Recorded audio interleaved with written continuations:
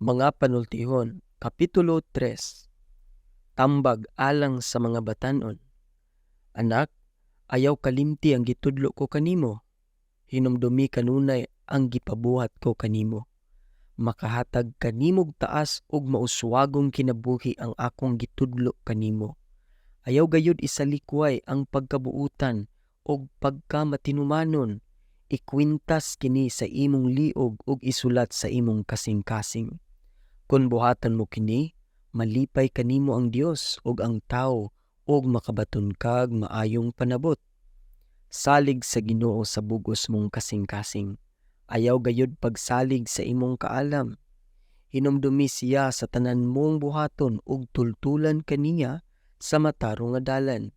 Ayaw paghuna-huna nga maalamon ka na gayud. Kahadluki ug tahura ang Ginoo ug isalikway ang daotan. Kung buhaton mo kini, sama ra kini sa maayong tambal nga moayo sa imong mga samad ug mohupay sa imong kasakit.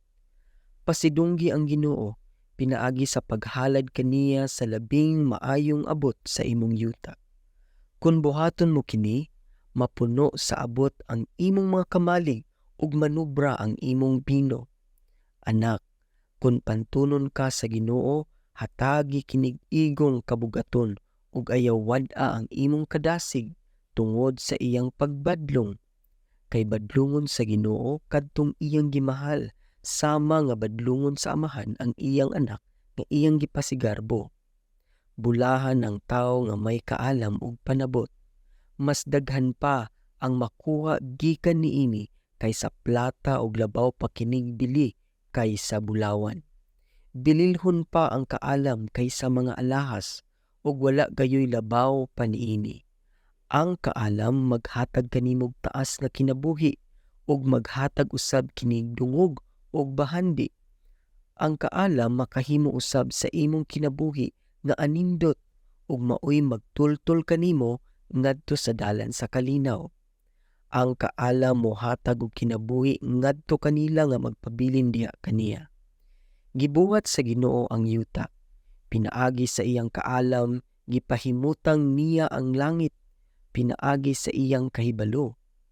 Ang iyang kaalam maoy nagpadagayday sa mga suba ug maoy naghimog ulan gikan sa mga panganod. Anak, ayaw gayud wad-a ang imong kaalam ug maayong pagsabot. Ayaw sila isalikway. Maghatag kini kanimo og kinabuhi nga anindot ug malipayon. Dili ka maunsa sa imong paglakaw ug dili ka gayud madagma. Dili ka mahadlok kung matulog ka ug mahinanok ka sa tibuok gabii. Ayaw kabalaka sa kalit nga mga katalagman nga sama sa bagyo mudangat ngadto sa mga daotan. Ang Ginoo mao ang magbantay kanimo aron malikay ka sa kadaot. Dili kaniya pasagdan nga mabitik sa litag. Ayaw ihikaw ang mga kaayuhan ngadto sa nagkinahanglan niini, ilabi na kung aduna kay mahimo niini. Ayaw pahulata sa sunod adlaw ang imong isig katawo kung mahimo mo ang pagtabang kaniya karon. Ayaw paglaraw bisag unsa nga makadaot sa imong isig katawo nga misalig kanimo. Ayaw pakiglali sa wala lamay hinungdan o kung wala siya makahimo kanimog daotan.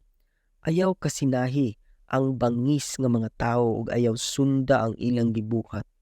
Kay kasilagan sa Ginoo ang magbuhat og daotan apan ang mga matarong iyang panalipdan. Tungluhon sa Ginoo ang panimalay sa daotang tawo, apan panalanginan niya ang panimalay sa mga matarong. Bugal-bugalan niya ang mabugal-bugalon apan kaluy-an niya ang mga mapaubsanon. Makadawat og dungog ang mga maalamon apan ang mga buang-buang maulawan.